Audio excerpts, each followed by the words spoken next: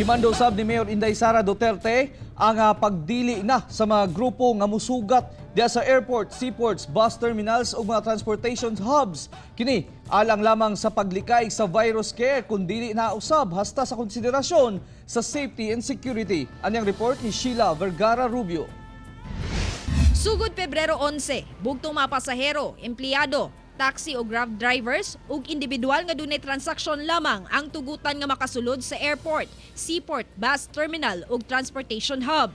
Did-an na ang mga welcome ug send-off groups sa maong mga naisgutang lugar ingon man sa parking lots. Alang sa mga driver nga mosulod sa mga terminal, gikinahanglan nga magsuot kini og mask ug siguruhong limpyuhan ang sakyanan inig sakay ug naog sa pasahero. Mo pick up and mo drop lang ka o pwede ka mag-park, yes. Pero kanang mga, di ba naman ay magsundo, yan ay mo uban, ang anak, ang apo, ang igsuon, tanan, yes. Di ba mag-mass gather na sila din ha. Duha ka jeep, tulo ka jeep na sila na mag-welcome og isa ka buok nga paryente nila nga niabot. So bawal na siya.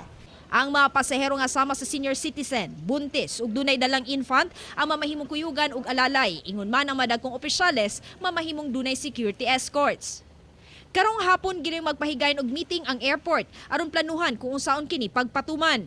Sa security checkpoint sa entrada sa airport, harango na ang matag sakyanan aron masusi. We have instructed the officer in charge to meet with the security stakeholders in the airport. So dito po malalaman natin magkakaroon po tayo ng on how to implement this one. Dayag nga naanda na sa katawhan ang paghatod o pagsundo sa tibok banay kung adunay mo biyahe o muuli. Apan alang sa ubang katawhan kung asa kuno ang makaayo, andam nilang tumanon. Oh, that's good because for our protection of people here in Davao City. Kauban si Bebot Kahe sa kamera, ako si Sheila Vergara Rubio para sa One Mindanao.